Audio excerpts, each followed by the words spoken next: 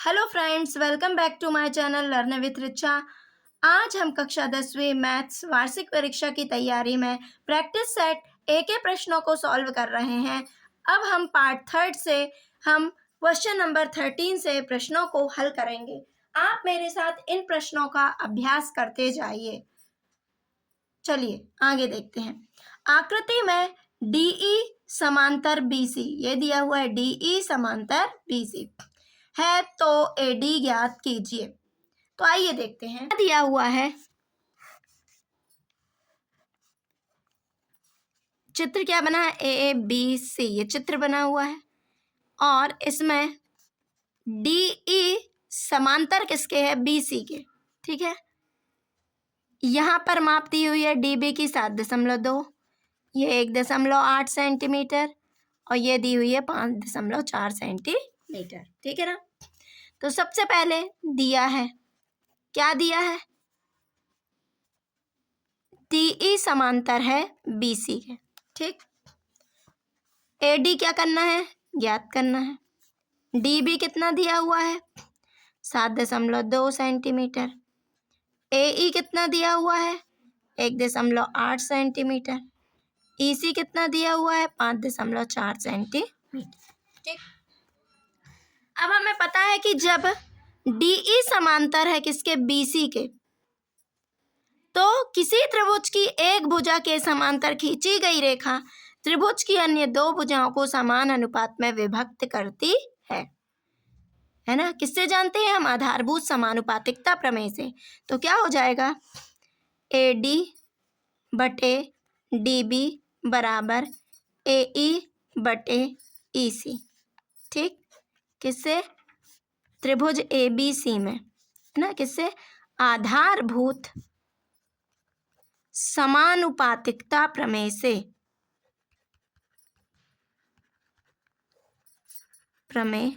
या थेल्स प्रमेय से, ये लिख सकते हैं।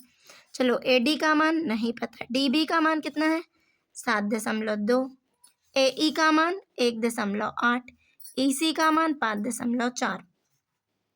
अब देखो, ये यहाँ भी एक संख्या बाद दशमलव, यहाँ भी एक संख्या बाद, यहाँ दशमलव के बाद नहीं, यहाँ दशमलव के बाद एक संख्या, यहाँ भी दशमलव के बाद एक संख्या, तो ये क्या हो जाएंगे, कैंसिल हो जाएंगे। अब बचा यहाँ दशमलव, ये दशमलव से ये दशमलव कैंसिल। अब यहाँ का क्या होगा, देखिए AD, ये 72, तो जब दशमलव हटेगा तो यहाँ क्या आ जाएगा, दशमलव यानी 1, और ये दशमलव के बाद एक अंक है तो 0। अब ये कैंसिल हो जाएगा, तो क्या हो जाएगा, 18/54। 18 एकम 18, 18 तिया 54, 3 एकम 3, 3 दूनी 6, 1 बचे 3 चौके 12। ठीक, तो क्या आ गया, AD गुणे 10/24 बराबर 1/1। ठीक है ना। तो क्या हो जाएगा, AD गुणे 10, क्रॉस मल्टीप्लाई होगा, तो यहाँ क्या आ जाएगा, 24। अब ये 10 गुणा में है तो किस में चला जाएगा, भाग में, 24/10। कितने शून्य है, एक शून्य, तो एक संख्या बाद दशमलव लगा दो, तो ये लग जाएगा, ये हो गया 2.4 सेंटीमीटर। अगला प्रश्न है, लंबाई 6 मीटर वाले एक ऊर्ध्वाधर स्तंभ की भूमि पर छाया की लंबाई 4 मीटर है। ठीक है ना, 6 मीटर वाले एक ऊर्ध्वाधर स्तंभ की भूमि पर छाया 4 मीटर है, जबकि उसी समय एक मीनार की छाया 28 मीटर है। तो मीनार की ऊंचाई ज्ञात कीजिए। ठीक, तो क्या है, 6 मीटर ऊंचे ऊर्ध्वाधर स्तंभ, ये है स्तंभ, इसको मान लेते हैं AB। छाया कहाँ बनेगी, ये नीचे बनेगी, छाया क्या हो जाएगी, 4 मीटर हो गया। अब मीनार की छाया, तो ये हो गई मीनार, इसको मान लेते हैं CD, नहीं इसको C दे दिया तो इसको दे दो DE। ठीक, इसकी छाया कितनी है, 28 मीटर, तो इसकी ऊंचाई क्या मान लेते हैं हम, H, ये निकालनी है ऊंचाई। तो देखते हैं, 6 मीटर ऊंचाई वाले एक ऊर्ध्वाधर स्तंभ की छाया 4 मीटर है, तथा जबकि उसी समय, है ना, उसी समय एक मीनार की छाया 28 मीटर है। मीनार की छाया, तो मीनार की ऊंचाई निकालिए। तो आइए देखते हैं। तो सबसे पहले क्या दिया हुआ है, लिख लीजिए। माना कि ए बी स्तंभ है व बी सी स्तंभ की छाया है, ठीक है ना।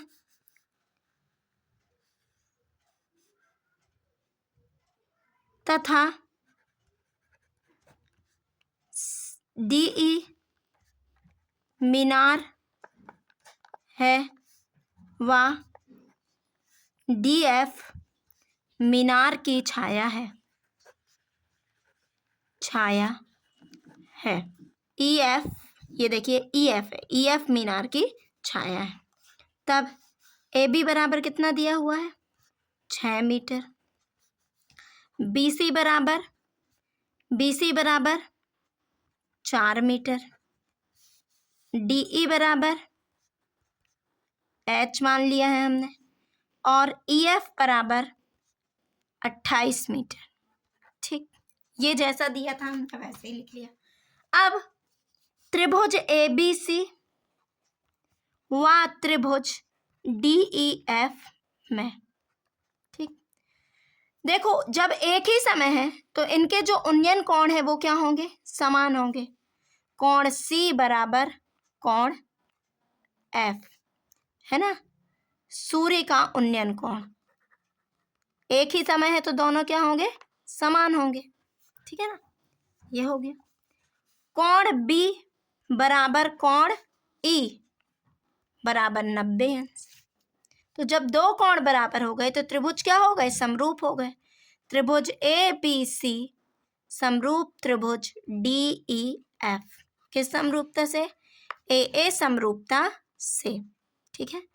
जब ये समरूप है तो समरूप त्रिभुजों का, जब त्रिभुज समरूप होंगे तो इनकी संगत भुजाएं कैसी होंगी, समानुपाती होंगी।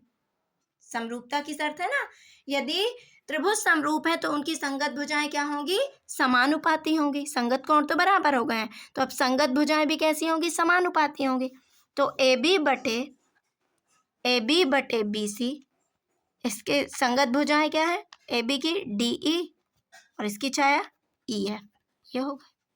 ए बी का मान कितना है, 6, बी सी का मान 4, डी ई का मान एच, ई एफ का मान 28।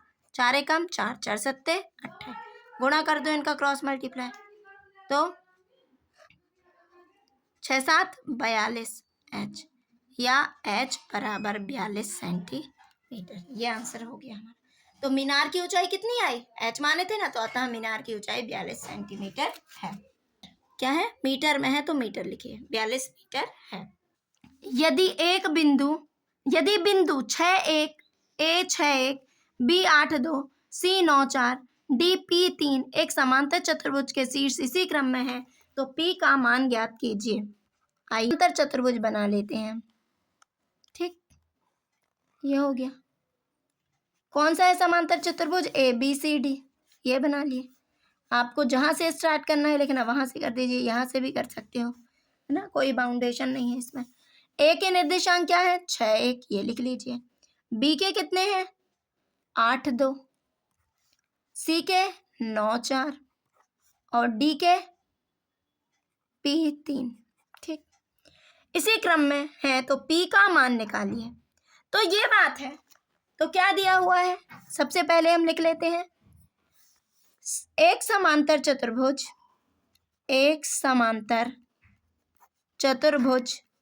ए बी सी डी है। समांतर चतुर्भुज ए बी सी डी है, तब ए के निर्देशांक क्या है, ए 6 1, बी कितना है, जिसके निर्देशांक, ए बी सी डी एक समांतर चतुर्भुज है जिसके निर्देशांक क्या है, ए 6 1, बी 8 2, ठीक है ना, 2 है। सी कितना है, 9 4 और डी कितना है, पी 3, ठीक है। अब देखिए यहां पर हमें पता है कि समांतर चतुर्भुज के विकर्ण परस्पर एक दूसरे को क्या करते हैं, समद्विभाजित करते हैं, 2 बराबर भागों में बांटते हैं। तो इनके क्या निकाल लीजिए, मध्य बिंदु के निर्देशांक, विकर्ण AC के और विकर्ण BD के, ठीक है ना। और ये आइए देखते हैं, और इसमें जो मध्य बिंदु के निर्देशांक आएंगे वो दोनों के क्या होंगे, सेम ही होंगे ना, सेम ही होंगे। तो आइए देखते हैं विकर्ण AC के मध्य बिंदु के निर्देशांक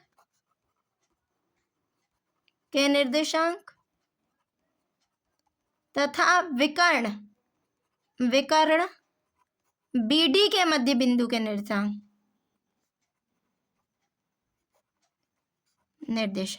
ठीक।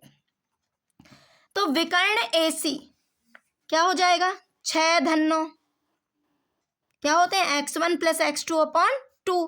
तो इनको कर दीजिए 6 धन 9 बटे 2 और 1 धन 4 बटे 2, ये हो गया।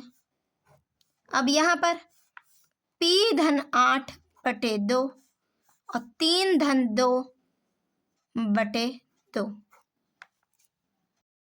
तो अब क्या होगा, इनको जोड़ो, 9 6 15 बटे 2, 4 और 1 5, 5 बटे 2, p धन 8 बटे 2, 3 2 5 बटे 2। ये देखो जब ये 5 बटे 2, y का मान यहाँ भी बराबर है, यहाँ भी बराबर है, तो x के मान भी आपस में क्या हो जाएंगे, बराबर हो जाएंगे। तो क्या हो जाएगा, 15 बटे 2 बराबर p धन 8 बटे 2, 2 एकम 2, 2 एकम 2, क्या बचा, 15 बराबर p धन 8। तो इस साइड जाओ, 15 ऋण 8 बराबर p, इस साइड आएगा तो ऋण का हो जाए, 15 में से 8 गए 7, क्या हो गया, p कितना हो गया, 7। तो p का मान क्या आया, 7। इतना सरल प्रश्न था। आप सिर्फ अभ्यास करते जाइए अच्छे से, आपसे आने लगेंगे प्रश्न।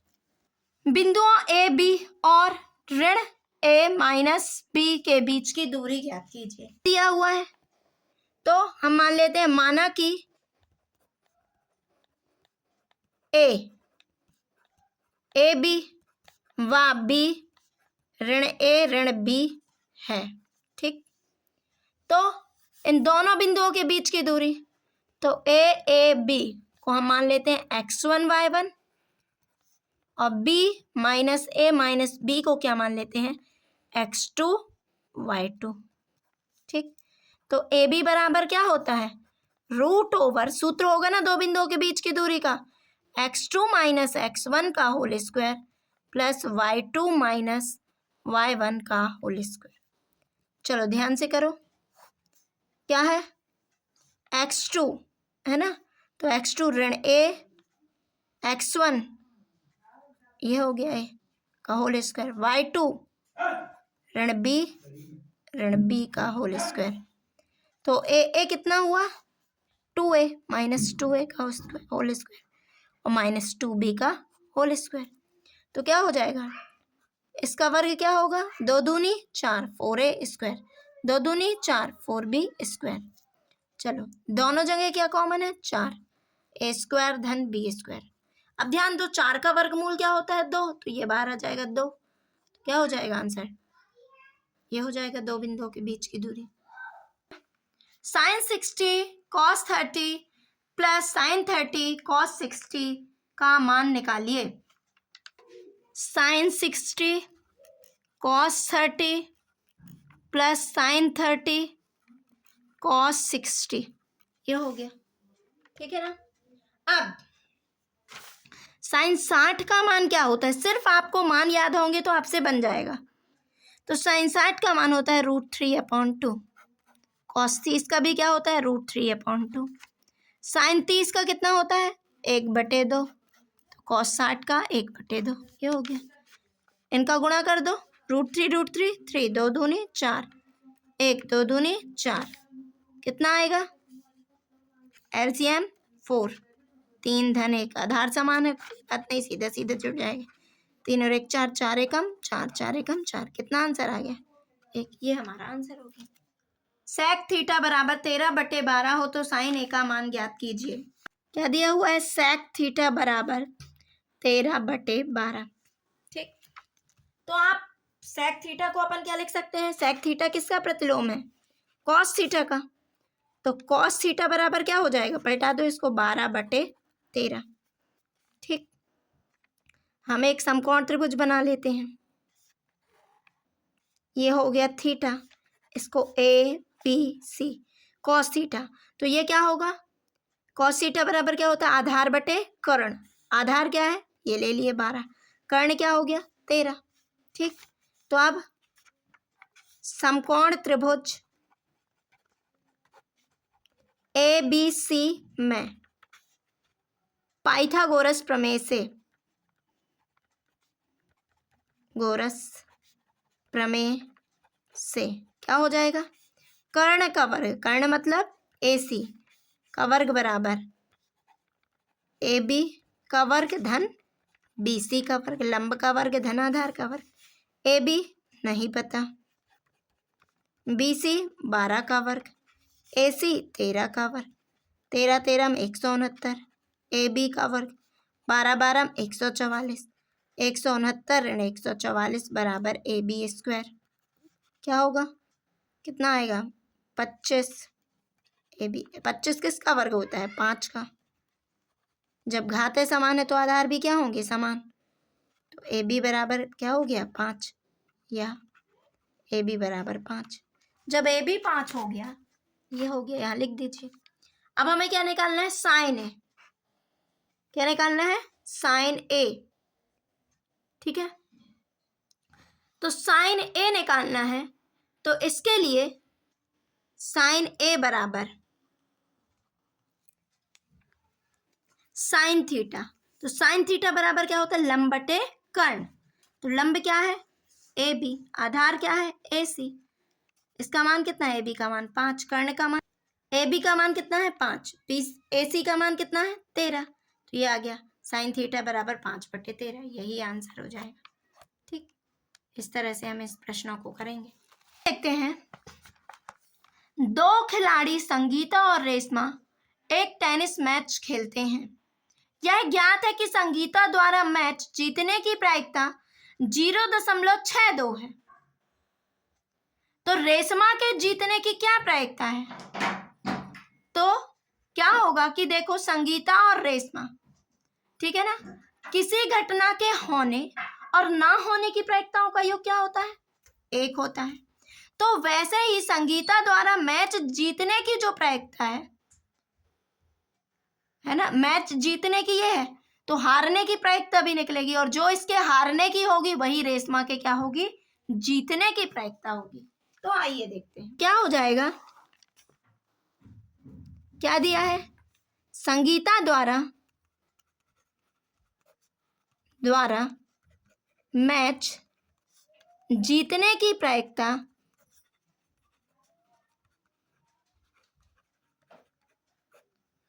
ठीक है ना, तो मैच जीतने की प्रायिकता कितनी है? 0.62। ठीक, ये हो गई संगीता द्वारा मैच जीतने की, तो इसको दे देते हैं PS बराबर 0.62। ठीक, अब रेशमा के जीतने की प्रायिकता, तो संगीता द्वारा मैच ना जीतने की प्रायिकता बराबर रेशमा द्वारा मैच जीतने की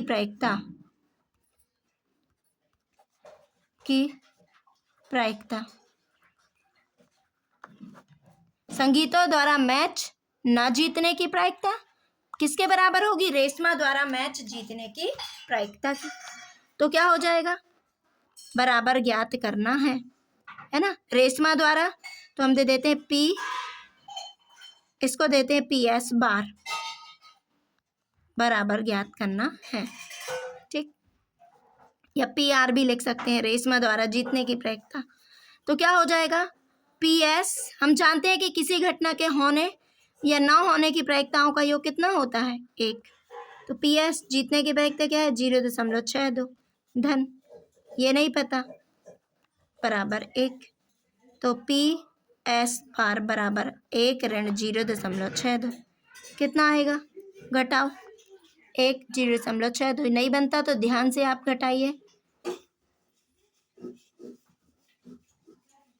कितनी हो जाएगी? 0.38। तो क्या हो जाएगी? यही रेशमा के मैच जीतने की प्रायिकता। अतः रेशमा के मैच जीतने की प्रायिकता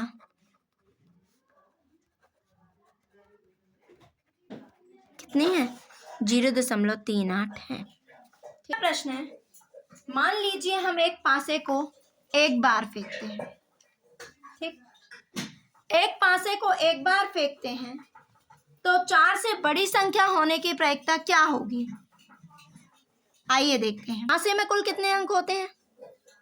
पासे में अंक, अंकित अंक, पासे में अंकित अंक क्या होते हैं?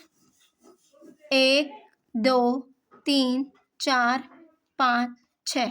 आप सभी ने देखा होगा ना लूडो की गोटी को। तो लूडो का जो पासा होता है उसमें 1 से 6 तक के अंक होते हैं, ठीक है ना। तो अंकित अंक ये हैं। तो कुल अंक कितने हो गए? कुल अंक कितने हो गए? 6। 4 से बड़े अंक, यही बोल रहे हैं ना, 4 से बड़े अंक क्या है? 5 6। तो कितने अंक है? ये हो गए 2, इसको एनी। तो प्रायिकता बराबर क्या होता है? 4 से बड़े अंक आने की प्रायिकता अनुकूल परिणामों की संख्या बटे कुल परिणामों की संख्या। तो एनी बटे एन एस। अनुकूल परिणाम कितने हैं? 2, एनी का मान 2, एन एस 6। तो प्रायिकता क्या हो जाएगी? 2 एकम 2, 2 तिया 6। क्या हो जाएगी? 1/3। अतः 4 से बड़े अंक आने की प्रायिकता कितनी हो जाएगी? 1/3। यही आंसर होगा। एक चित्त प्राप्त करने की प्रायिकता ज्ञात कीजिए जब एक सिक्के को एक बार उछाला जाता है तथा साथ ही एक पट्टा आने की प्रायिकता ज्ञात कीजिए। तो ध्यान दीजिए, एक चित्त जब हम एक सिक्के को उछालेंगे, ठीक है ना, तो आइए देखते हैं। जब हम एक सिक्के को उछालने पर, एक सिक्के को उछालने पर क्या आ सकता है? या तो हेड आ सकता है या तो टेल। क्या आ सकता है? या तो हेड या तो टेल, ठीक है ना। क्या आएगा? या चित्त आएगा या पट्टा आएगा। तो कुल परिणाम कितने हुए? 2। तो चित्त आने की प्रायिकता क्या हो जाएगी? चित्त आने की प्रायिकता, चित्त कितने बार आ सकता है? या तो एक बार चित्त आ सकता है या पट्टा आ सकता है। कितनी हो जाएगी? 1, एनी बराबर 1। तो चित्त के अनुकूल परिणाम आएगा यहाँ। चित्त आने के अनुकूल परिणाम कितने होंगे? 1, ठीक। तो प्रायिकता चित्त आने की पीएच बराबर हेड एनी बटे एन एस। अनुकूल परिणाम कितने हैं? 1, कुल परिणाम 2। तो पट्टा आने की प्रायिकता क्या हो जाएगी? पट्टा आने की प्रायिकता क्या हो जाएगी? तो पट्टा आने की प्रायिकता क्या हो जाएगी? 1 ऋण 1/2।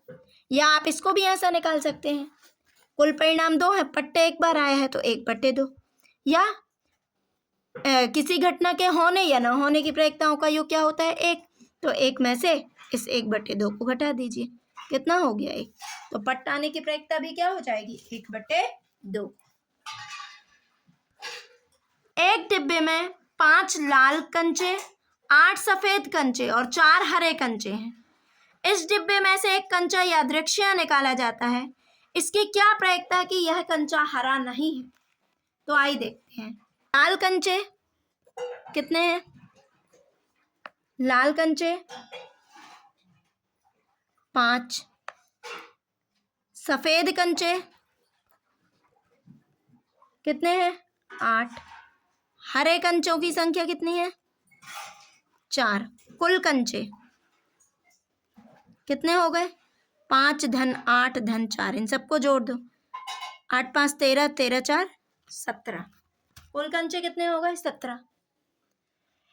इस डिब्बे में से एक कंचा यादृच्छिक निकाला जाता है, इसकी क्या प्रायिकता कि यह कंचा हरा नहीं है? तो हरा ना होने की प्रायिकता, हरा कंचा ना होने की प्रायिकता, ठीक। तो कुल कंचे कितने हैं? 17 और हरे कंचे 4 हैं। तो हरा कंचा कितने में से सिलेक्ट करोगे आप? 4 को छोड़ दीजिए। 8 5 13, 13/17। हरा नहीं होना चाहिए, तो इन दोनों में से तो हो सकते हैं ना, सफेद और लाल में से। तो 8 5 13, 13/17। तो क्या हो जाएगी हरे कंचे होने की प्रायिकता? 13/17, ना होने की प्रायिकता 13/17। आप इन सभी प्रश्नों का ज़्यादा से ज़्यादा अभ्यास कीजिए और आप मेरे चैनल को ज़्यादा से ज़्यादा लाइक शेयर एंड सब्सक्राइब कीजिए। Thank you for watching.